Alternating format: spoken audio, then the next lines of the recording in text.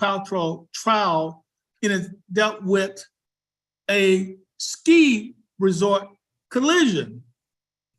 And ordinarily, sporting event is a doctrine called assumption of risk, which means that when you engage in sporting events, boxing, basketball, football, you name it, there's a certain amount of risk involved in the sport. Skiing down a slope, there's some risk involved. And what I did not understand is how in the world did a ski resort accident end up in court and on TV every day? Mind-boggling me. I don't know if my panel maybe can shed some light, because I don't understand how you get past assumption of risk skiing down a ski resort. I'm not a skier. Maybe you guys are, Attorney Grimes or Banks. Yeah, I've done a little skiing over the last 40 some years, Nathaniel. I even bought and purchased a condo at Alpine Meadows in North California for about 8 years. I got so into skiing, but I love skiing, and I skied this past winter for a couple of days up at Heavenly Valley in Lake Tahoe. But I've had some accidents. I ruptured my Achilles back in 2001. I was out of control. I was skiing in a whiteout condition, and I came around a curve, and there were some snowboarders lined up on the trail, and I had to go down, and over here was the cliff. And if I take that route, you wouldn't be on this, I wouldn't be on this program with you. So I intentionally went down and did what is called a hockey slide, and I slid into this tree, and I heard the pop inside, pop, it was my Achilles. And so that was what the risk I took in skiing, and I wasn't in total, I was skiing too fast for the conditions. I've had concussions from skiing when I first started out, in that traversing the mountain, myself and a guy twice my size were kind of coming at each other. Do you go right? Do you go left? I go left, you go right. And bam, I took my head and went down, and he was like a bull. He didn't move damn near when I hit him, Nate. I'm not kidding. I went down, he was standing over me. Are you all right, sir? I wanted to get up and kill him, but I couldn't get up. So, well, and I was dizzy for a few days behind that.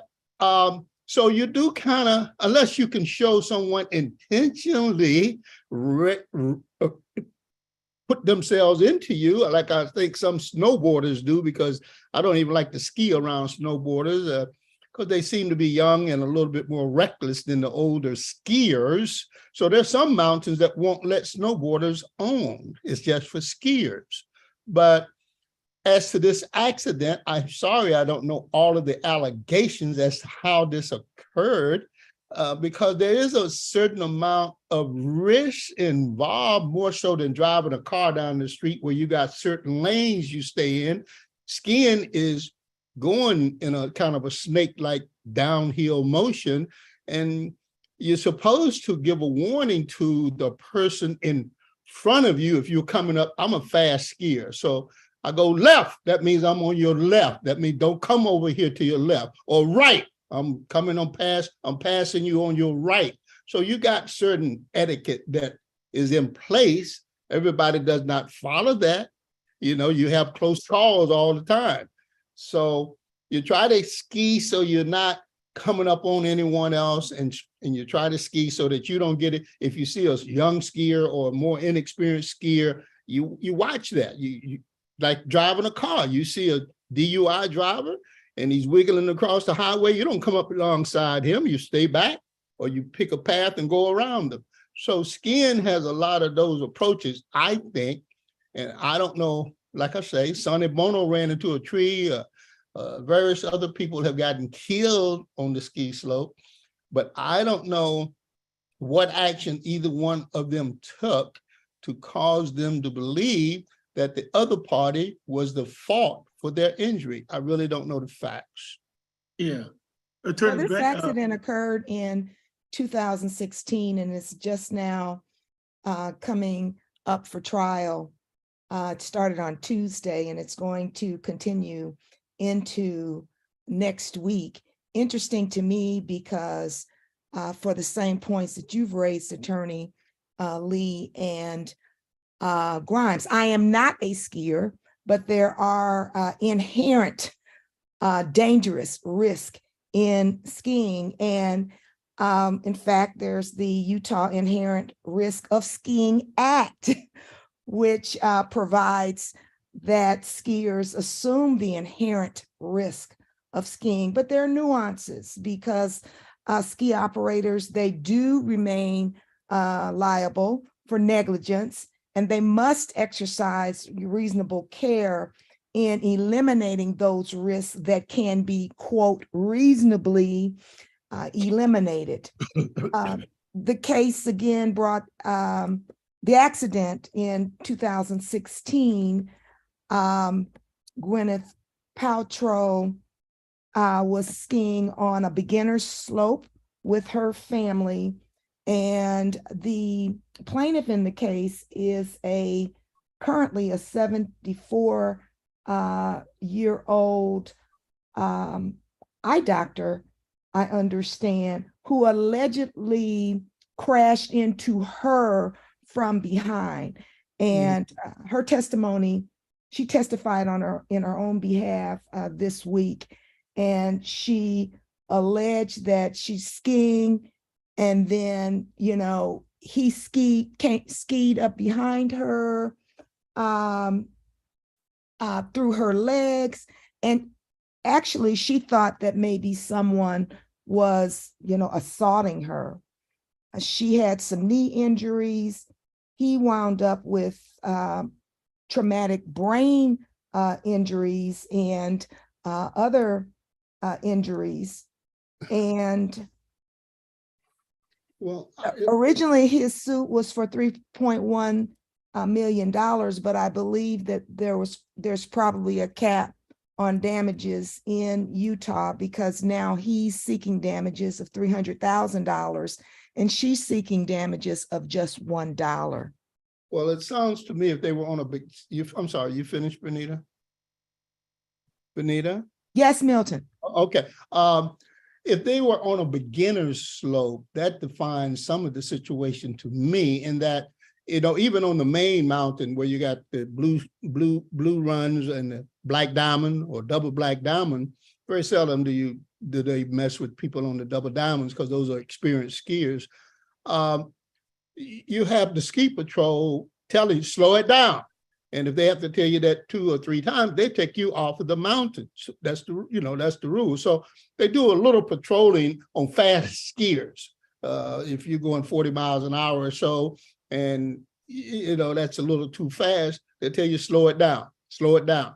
So, but on a beginner's slope, that's, if you can vision it, that's the kids and the people who can't ski, and you're coming down a real slight incline, and you're just moving, you know, like not even jogging pace, and there's not a much chance of a serious injury because you don't have the speed necessarily. But my friend ruptured her knee just walking across the mountain. So I can't say that, but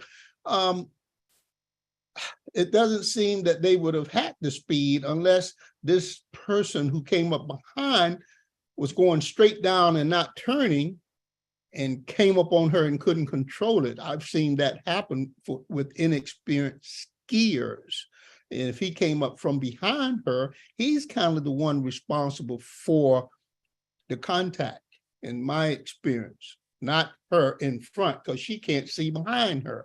So he should have seen her coming up from behind. That's just my conclusion based on what you just added to the pie here. Well, there's something very important. It's an 8-day jury trial. And I can tell you, from speaking from experience doing 189 jury trials, it's not possible to do a jury trial for 8 days and the amount is only $300,000. The cost of doing a trial like that will be a minimum of $100,000 to $150,000 with all the experts they're calling. So why in the heck would somebody do a trial for 8 days? I understand that they'll be seeking attorney fees, but the victim himself is limited to $300,000 for 8 days of trial with a significant cap. So it seems like to me it's a publicity stunt more than anything else. Great question, Attorney Lee. And I'm thinking that the answer may address the credibility of Gwyneth Paltrow. Obviously, the cost of litigating this case, she's seeking $1. He wants $300,000. The attorney's fees will, far exceed that. And so I'm thinking that she refused to settle this case because of the principle. Otherwise, what other reason? I've represented corporations where the CEO has stated not one penny, right? And we've ultimately had to have conversations around, the time, the effort, the cost of doing business, et cetera, and making those determinations.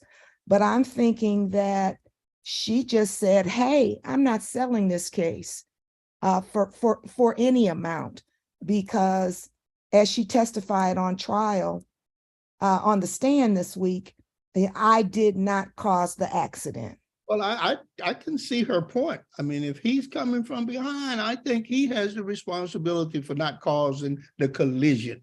You say left or you say right and you pass the person, but you don't have the right to run it. It's just like on the road. If a car hits you from behind, they are taken for granted to be liable unless they can show you were backing up or you did some quick turn in front of them or something. So I understand her point.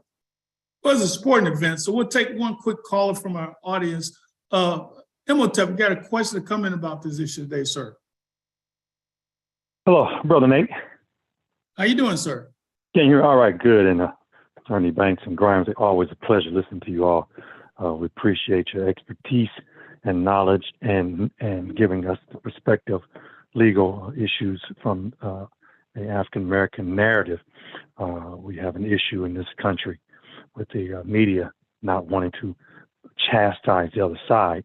And Washington Post said democracy dies in darkness, so I'm glad you guys shed light. A couple of things, Nate, for your guests.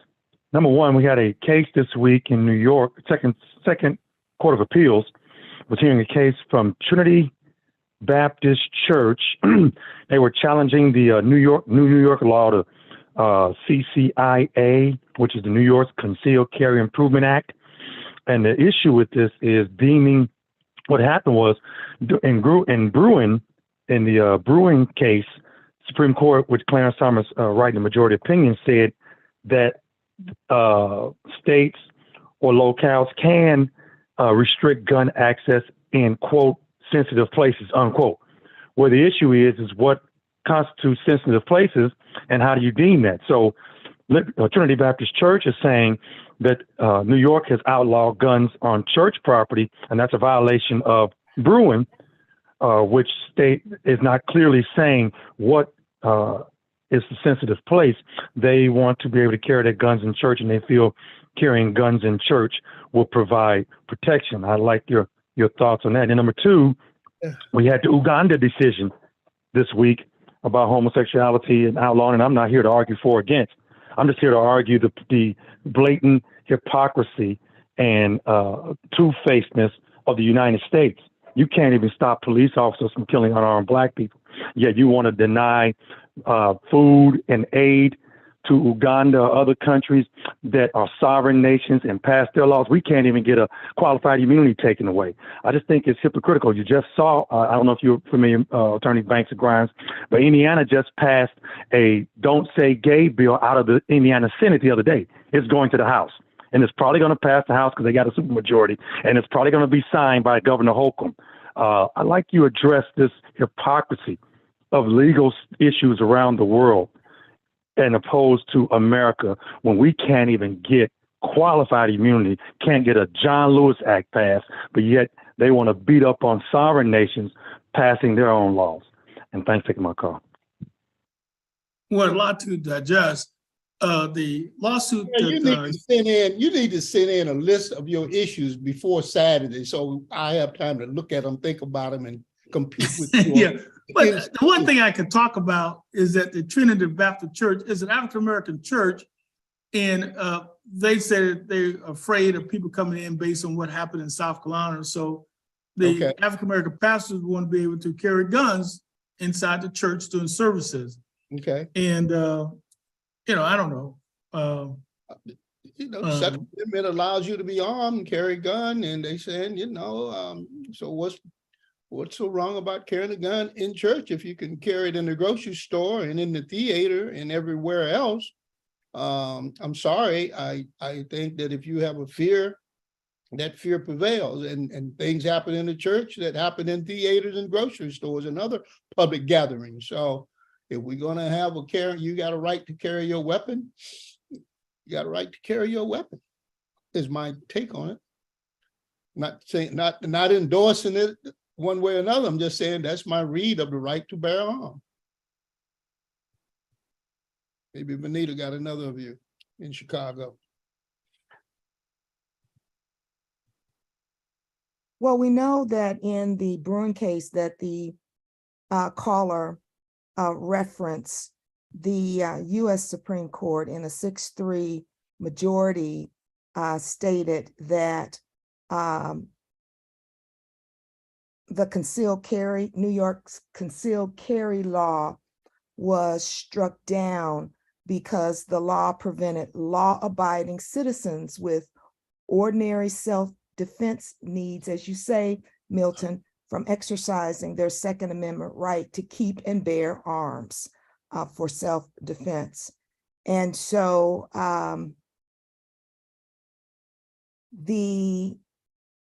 there has been legislation passed since that time that would prevent gun owners from having a gun in certain public places, for example, subways and other places where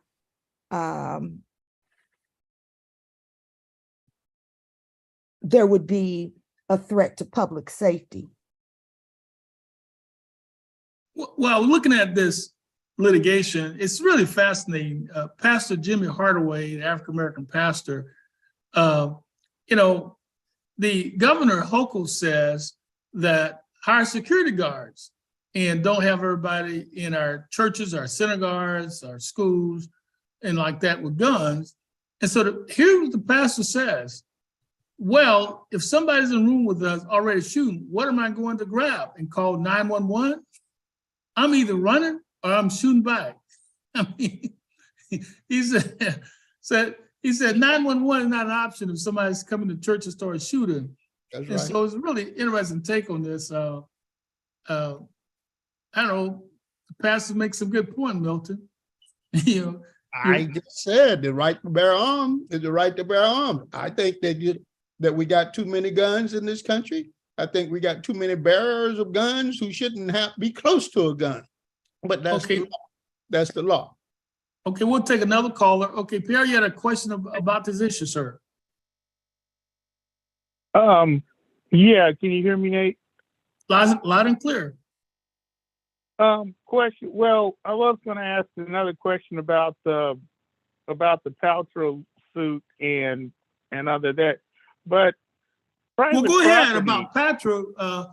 I thought you don't see many sporting accident lawsuit, Pierre. The reason being, sporting has an inherent risk. So every time you engage in a sporting activity, there's a risk. When you play football, right. You can be fractured, you can be paralyzed. Play basketball, you go in for a dunk, somebody try to block it, you could break your leg, whatever, So all these sporting events just have some inherent risk. Rarely do you see successful lawsuits in sporting events, even when they start fighting. It's an assumption of the risk when you engage in the activity. If you happen to be somebody walking down the street and we have a pickup football game or something, somebody crash into you, you got a lawsuit. I can understand. But if you participate in that activity, it's hard for me to agree with your lawsuit. Yeah, but go ahead, Pierre. Unless, as this woman is saying, this person came into her from behind. She felt she was being assaulted. Maybe he lost control, but you're supposed to have more control on the ski slope than that coming up from behind. So I don't. Yeah, I guess the question I was going to ask, Nate, because it gets into a he said, she said it doesn't appear that there were any witnesses. I don't know. But I just wanted to ask a question. I was hit by a UPS truck. Really doesn't have, it's kind of off topic, but I was hit by a UPS truck and my car was tore up. And my insurance company, they don't want to give up the video. They don't want to give me the video so I can take it to a lawyer. And then the other question was private property. If malls like the Simon Mall downtown, churches, if the pastor or the mall manager says you can't bring a gun onto my property, then you can't bring a gun onto their property. Whether, I mean, even if the law says you can carry a gun wherever, I mean, if it's private property, how can you carry a gun onto somebody's private property? That's my question. Well, you had about three questions. The first one is that you say that a UPS truck caused an accident and the UPS truck has the video footage of the accident? Yeah. Of course the UPS driver lied. Was it at an intersection or was it at did it happen at an intersection in the city? Yeah, 16th and Stadium Drive. Right there by the Rouse Muffler. But that's something I can talk. Yeah, you probably should have just went to the place. They have video cameras all along there, and that's one of the vendors. Okay, but the second thing about the sporting event, carrying a gun onto private property, there's all kind of restrictions on gun ownership, even with Second Amendment. Like, for example, you can't take a gun to the airport, right? So we have restrictions all over the place in terms of gun possession. I don't know what Milton think about that. Well, if the church doesn't have a restriction, then if you're a gun owner and you in a state where you can carry your weapon, you got a right to carry your weapon. You're right about the private property, but that's up to the individual churches. Yeah. Simple That as was my that. thought process. Yeah. Attorney Lee, how have you seen that play out in Indiana, which permits open carry? I'm not seeing a lot of issues on that. What we've had here locally, I watched the news the other day. We had about 5 or 6 people went to the airport when they were checking in, and they had to inadvertently left their gun in their carry-on luggage, right? And so locally, none of those folks, as I'm aware, have been prosecuted because the prosecutor determined that they don't have intent to go in there to commandeer a plane or anything. They're just innocent people who's exercising a Second Amendment right. They have gun permits, or in the end, they don't need a permit anymore, so they have a right to carry, and they inadvertently leave their gun in their carry-on luggage, Right.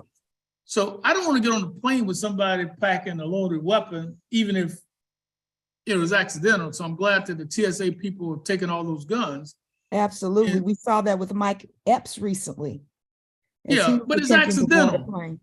Yeah, see, these are good folks. And, I remember one time I had a nail file in my luggage and I go through security rings. They say, I said, just for my nail. But because it had a tiny 1-inch blade or whatever it was, they said, you can't carry it as a weapon. I said, just almost comical, but they took my nail clipper thing and I couldn't carry it on the plane, but I didn't make a big deal about it. I just said, okay, Back to the Paltrow case, we're bouncing back and forth.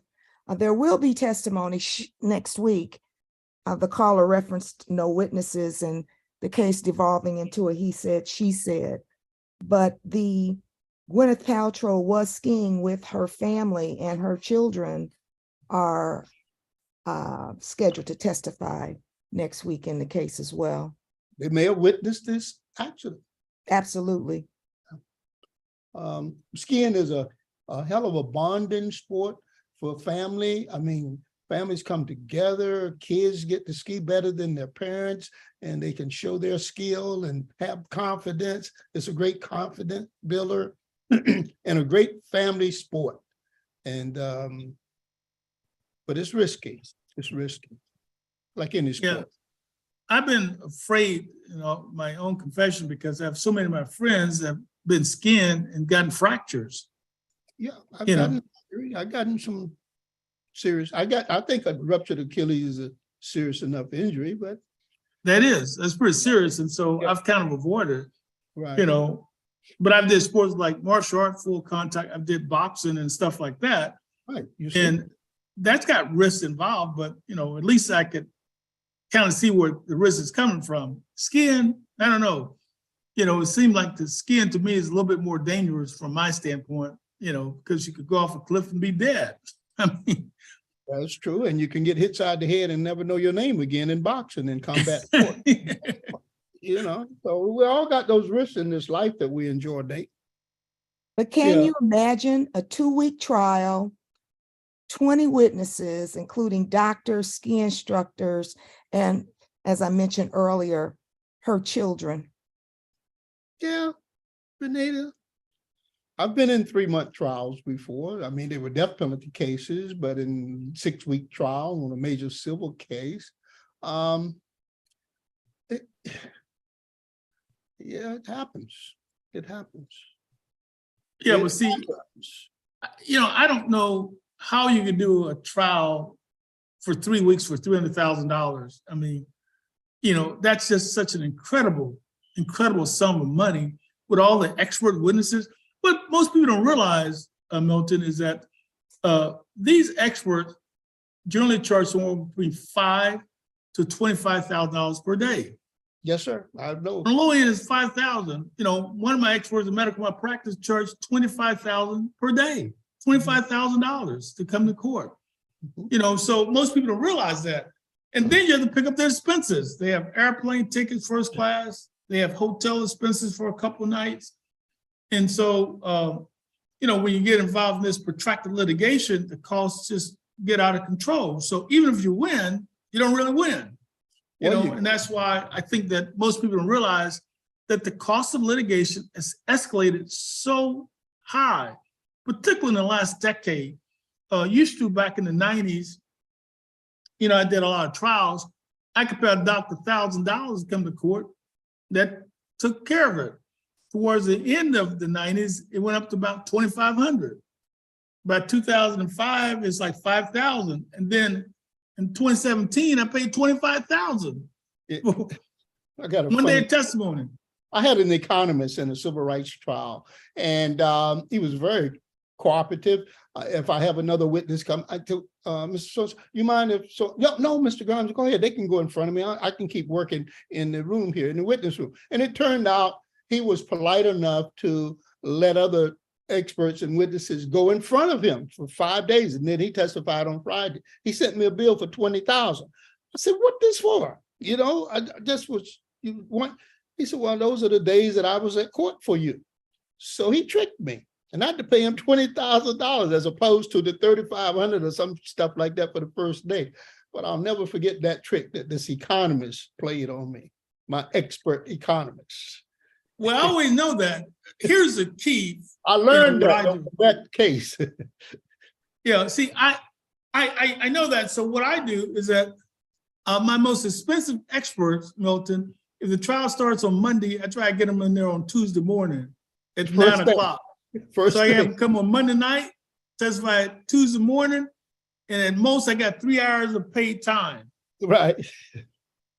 And and that's and I that's love what that I hard do, way. because I don't do litigation finance, and we front the money up front because I've been doing this for 2 years. We have enough resources to pay for this stuff. I don't like doing it, when they get too expensive, but you have to. Yeah, you got to. It's expected in order to win the case, so you spend what's necessary. And a lot of people don't understand that. You do these on a contingent fee basis, and it's not all profit, because you have to constantly pump money into other cases to make sure they're successful. You take on billion-dollar corporations, sometimes they escalate the cost. In one of my most recent cases, the defendant scheduled 35 depositions. 35. You know, so if you do the math, if the cost of a typical deposition, just a copy of it, is going to be about $300. And if you do it in person, you have airline fares, hotels, and things like that. You know, it could be a very expensive ordeal for any litigation. Well, and so then you have to look at what's the value of the case. So do you spend initially $150,000 on discovery costs? You know, so you have all these factors when you're preparing cases, and economically, you got to try to get money for the client the most possible. And that also means that you have to cut the costs whenever you can. Some people stay at the 6 Penny Inn at $75 a night, and others stay at the Ritz-Carlton at $3,000 a night. So I wouldn't worry too much about this young lady and the costs that she's incurring on this trial. Oh, Miss Paltrow? Yeah. Oh, I mean, you know, she has a net worth in the millions of dollars. And I think this case is probably largely, as I said earlier, based on principle for her. Also, it'll be interesting to see both of them claim that they were the downhill skier and that they had the right of way.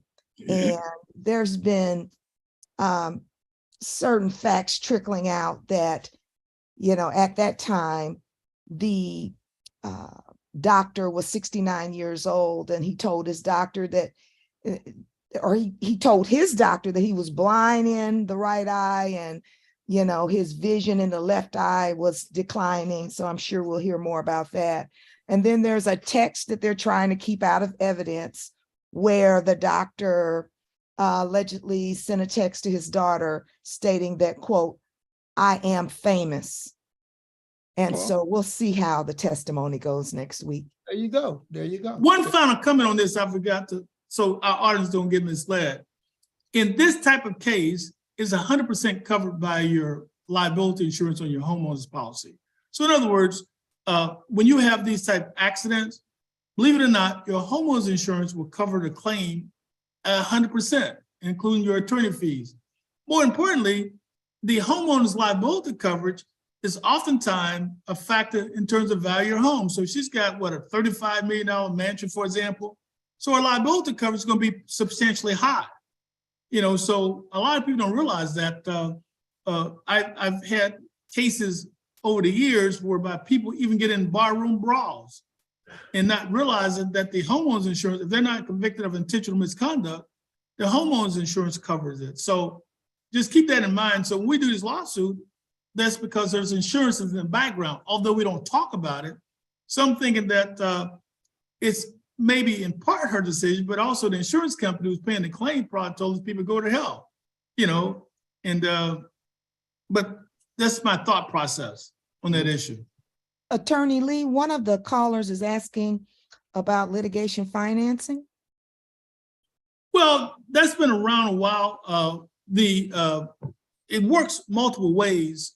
I've never used litigation financing personally because I've been doing this so long. We established sufficient resources to litigate and finance our case individually. But what occurs is that they charge a fee to loan money to the lawyers to try the case, but there's different type of litigation financing. One is for the clients. There's a lot of companies that loan money to clients at exorbitant rates. Our state has done some regulation on litigation financing, and I don't have the numbers in front of me, but they maximize the amount that the litigation loan lender can get in terms of interest, because the interest used to be about 100%. Now I think it may be capped at about 35%. I'm just guessing. I can't remember off the top of my head, but they did put a cap on litigation financing to clients. I try to discourage that whenever possible. The reason being is that when you get the case settled, they get such a large chunk of your money, but then sometimes people don't have a choice. If they've been out of work, losing their house, or been evicted from their apartment, and they need a couple $1,000s to get by, then, you know, maybe it's not such a horrible ordeal to help the person out in those situations. From the legal standpoint of lawyers, what I encourage lawyers to do, if they can't afford to litigate the case themselves, they need finance, they probably need to refer to another law firm to do the case for them, because about a third of the trials that I do, for example, I do for a law firm, because what occurs is that they don't necessarily have the financial ability to actually pay for the cost of doing the trial. And trial costs are so expensive now. Even on the low end, we'll spend $25,000, $30,000 to try a case. The upcoming case I got in the next 10 days is going to probably cost me somewhere south of $75,000 to put the case on a trial properly. So that's kind of how it works. But in any event, there was a second issue, Attorney Blink, you brought out, and the big question everybody has been talking about, and it's getting nastier and nastier about the potential indictment of a former president. And that's, you know, I don't know which one a bigger story, the TikTok thing before Congress or the potential indictment of the former president. Which is a bigger story today? They're both interesting, that's for sure. And the part about the indictment of the former president is his threat that there will be violence and outrage if he's arrested, I believe, something to that effect. That man has been threatening the government and our system for years. And so far, he has succeeded. And he's been successful in his threats. So I don't know if that's going to affect the potential indictment or not, but he's told you what's going to happen if he's arrested, hasn't he? Yes. That to me is concerning, and I'm anxious to see what happens if he's arrested. And if he's not indicted for inciting a riot, if something does happen, it goes to show the hypocrisy of our system even more. So I'd like to see what's going to happen with that. As to TikTok and what I have gleaned from the little news on it, that I was able to see a testimony by the executive director or the CEO of TikTok a couple of days ago on a morning news. They are letting kids compete and kill themselves and harm happen to people, all in the interest of free enterprise, I guess. But we live in a high hypocritical society and situation, Nate. So maybe Attorney Banks and the light on that, but this TikTok thing disturbs me, Attorney Banks. The reason being, this was one of the first things I've seen in a long time that united both Democrats and Republicans outraged at the same time. And the idea of having a foreign country, a dictatorship. Now, people got to remember, we're one of the unique countries that we have the First Amendment, the Second Amendment, all these Fifth Amendment, Sixth Amendment. Well, they don't have that in China and Russia, right? They're a communist regime, and the government don't need to have a subpoena to come in and take your record. They can just send the military in there and just take the records in the communist regime. If you don't like it, they shoot you if they want to. So the point I'm making is that how safe, as cybersecurity expert, how safe are we with allowing TikTok to infiltrate American households? I think that it is not safe, right? And that, first of all, let's just back up.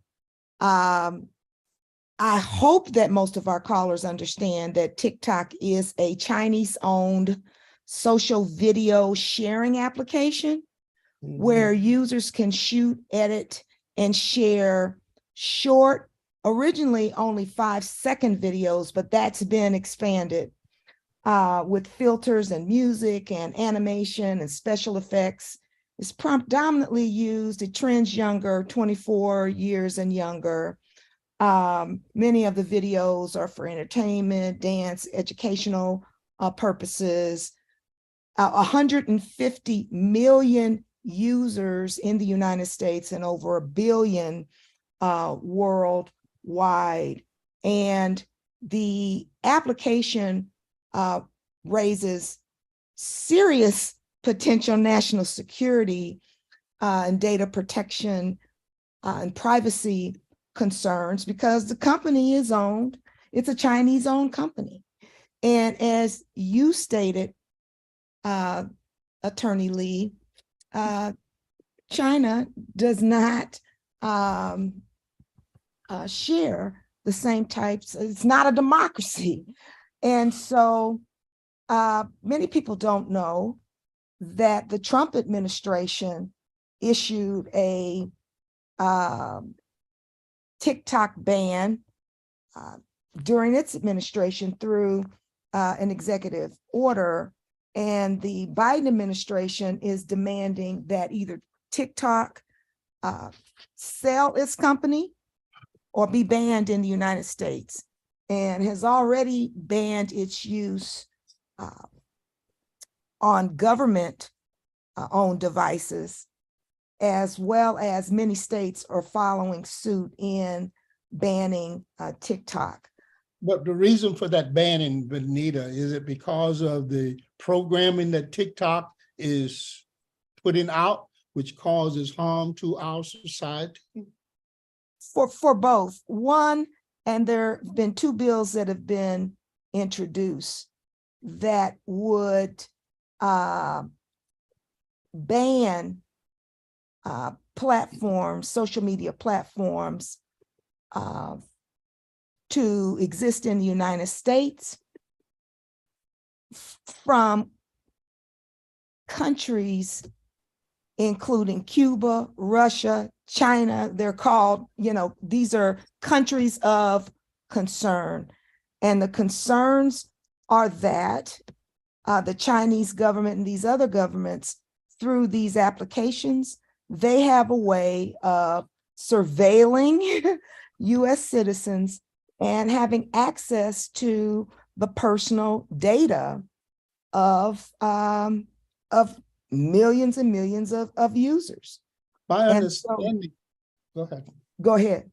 No, my understanding was that there was something dealing with the activities that they were getting our young people to participate in that was causing death. Absolutely. So there are algorithms that direct children to dangerous and harmful content. And that's one of the biggest concerns. Right. Children have, died, and there are lawsuits pending against not only TikTok, but other platforms, Facebook, and others, regarding, utilizing these algorithms, targeting children and steering them toward a pornographic and other dangerous and harmful content. Well, Attorney Banks, what about the hip hop artists, for example, not just TikTok, with the gun usage and the violence? Do you think that play a role in the uptick in violence in our younger folks? I know it's like, for example, when I was watching the University of Alabama basketball players, one murdered and killed his ladies by shooting in a car. There were two players on the team involved that got charged with capital murder, and Brandon Miller, which may be one of the top 5 college basketball players in the country, came back with the gun. I was thinking to myself, why are these young men carrying loaded guns in the first place? What make them think that this is the correct way of handling this instead of just walking away? Youth, Nate, you've been young and you've done dumb things when you were young. I have, and guns, playing with guns was one of those things I remember doing when I was in college, chasing another individual, him chasing me around the dorm with a loaded gun in play. So we do those kinds of crazy things when we, between 16 and 22 years of age. But I understood that the TikTok thing was getting young people to engage in life-threatening activities for the sake of entertainment, and people were coming up crippled and dead from it. That was my understanding. That's absolutely right. There are dangerous challenges that are shown on TikTok, and they've resulted in significant injury and death of young people. Right. Yeah. Wait a second. I got Metcalf back on the line. Hold on one second. Okay, Imhotep, one final comment. Yes, yeah, one real quick on that. I want to push back on that theory. I talked to that with Ms. Tina Cosby and James yesterday on the network, and no one's thinking real deeply about the situation here. You have Snapchat, you have Twitter owned by Elon Musk, and I dropped my Twitter when he bought it, and what I've been told, it's a total chaotic mess over there. No one has said anything about him. He just allowed Donald Trump back on, I think. I think Facebook, Zuckerberg, we know for a fact, helped spread the misinformation from Russia in the 2016 election that helped Donald Trump get elected. Zuckerberg is angry that they cannot figure out the algorithms of TikTok, and therefore that they actually want it. It's anti-capitalism. They want them to sell the company. So they can't create, remember 5G, all these 5G towers up right now? China owns that patent. You got the biggest aquifer in Texas owned by China. You have, under Reagan, China was built up. Check in your home. Everything is built in China. These smart TVs, which they say can surveil you in China. But most of the cracks in the security is done through the hackers, through your banking system. We saw what happened with Wells Fargo, with Bank of America, with Chase, with Fifth Third. A young man took 200 million numbers from the Social Security numbers from the Social Security Administration. We've got enough cracks already to sit up here and just degrade TikTok in China. I think it's short-sighted. I think it's anti-capitalism. They want them to sell the company. Why don't they just go ahead and ban it and then see what the market says?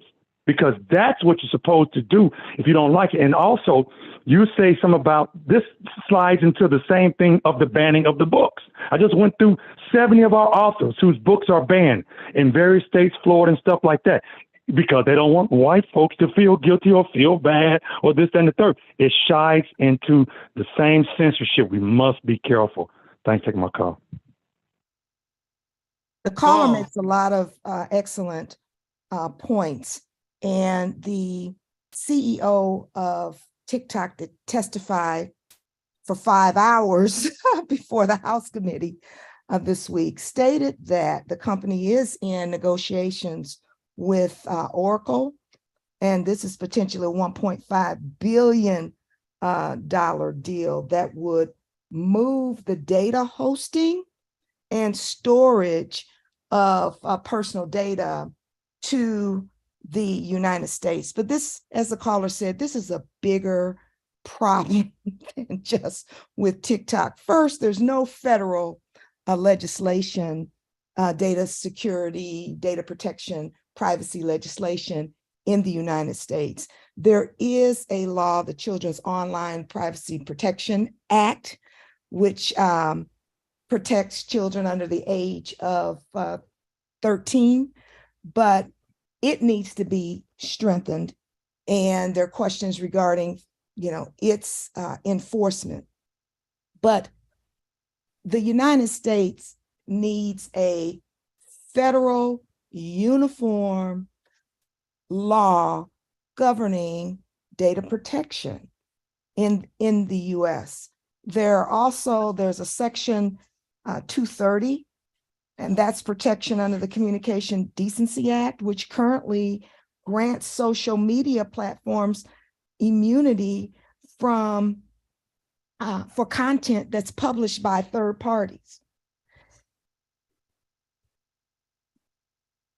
Well, it's going to be fascinating because unfortunately, I'm not a TikTok user, and I don't pay attention to their platform. So, I don't follow all these social media.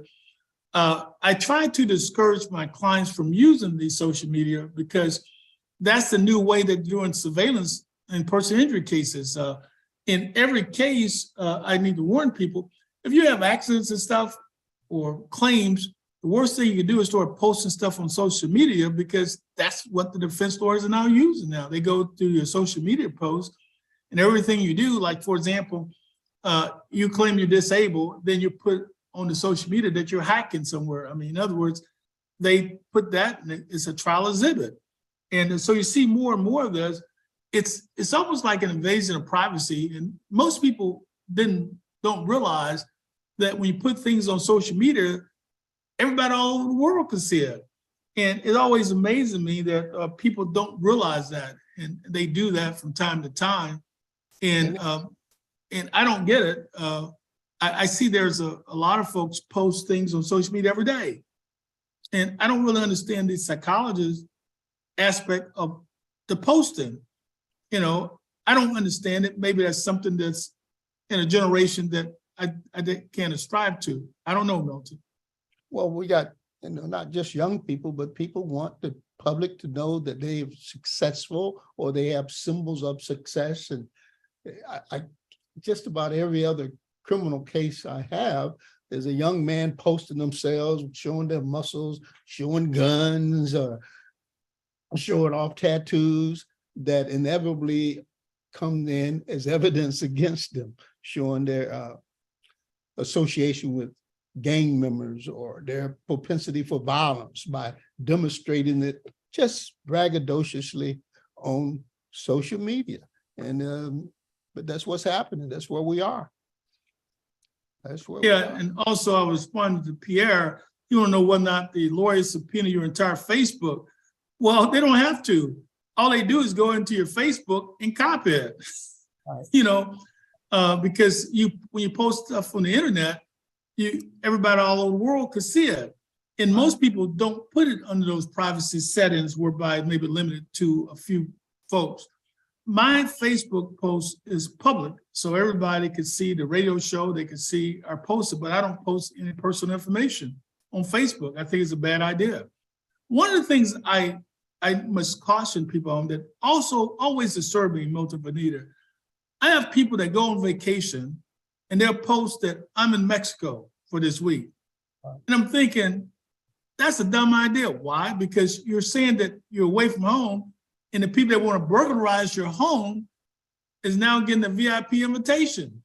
You know, you're saying that I'm gone for a week, and you know, I don't know about you, Milton, back in the 80s when I did some criminal cases, I don't do them now, but almost every one of my crimes for burglary and theft, the defendant knew the victim and had been in their house.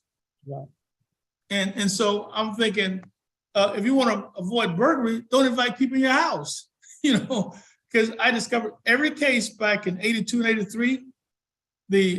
I said, well, how did you know? Well, I was in his house. So you went to a friend's house and stole it? Yeah. I said, oh, hell. You know, so it was education for me back then in the day. A friend of mine sent me a comedy skit with the guy ringing the doorbell, and the voice says, yeah, who is it? And the person at the doorbell said, you're not home, are you? And the guy said, yeah, you better get away from my home before I call the police. He said, man, I know you're not home. You just got that camera. And he started working on the doorknob. Well, hey, one closing comment, Attorney Banks, before we shut off. More to follow on whether the walls are finally closing in on former President Trump. All Wow. eyes still focused on New York and whether there's an impending indictment. Didn't happen this week as he predicted it would. We'll see when and if that indictment is announced. One final comment on that. I think that the case that they should have brought was the financial fraud cases. Every time he signed those applications for mortgages and loans, and where he inflate the value of property for that, each one of those are individual crimes. And I've had a client put in prison for 42 months for a single incident of what Trump did maybe many times, and I don't understand it. You know, I was thinking there's no justice in this process. The average citizen gets substantial time for doing the same thing that, according to Michael Cohen, he does all the time. And that's why I don't get this thing about Stormy Daniels. I don't get that as the lead type prosecution. I thought that overthrowing the federal government was a lot more significant. Trying to get the Georgia folks to fold and declaring the winner, I thought, you know, that was much more significant. The riots in January 6th. So there's things I thought was more significant than the Stormy Daniels, but you know, I'm not a prosecutor. Again, he took control of the narrative. The arrest is going to be Tuesday. He had many people watching for his arrest on Tuesday. Again, he took the center of attention by manipulating us. So I got to give him credit for his mastery of the media. And not purely coincidental that his first campaign rally is in Waco, Texas today. Right, Where they had to stand off with the federal government. right, right. He's a master. Well, thank you. Well, thank you everyone for listening to our show today. Join us next in the upcoming weeks. I got to check and see whether or not is next Friday, Easter Friday. No. I get those dates mixed up because we're not on showing holiday, but we'll update you as soon as possible. Thank you, everyone, and have a great day. And make sure you go to church tomorrow. And thank God for keeping you alive. Thank you and have a blessed day. Okay, bye-bye, Nick. Thank Bye-bye. you. Bye, everybody.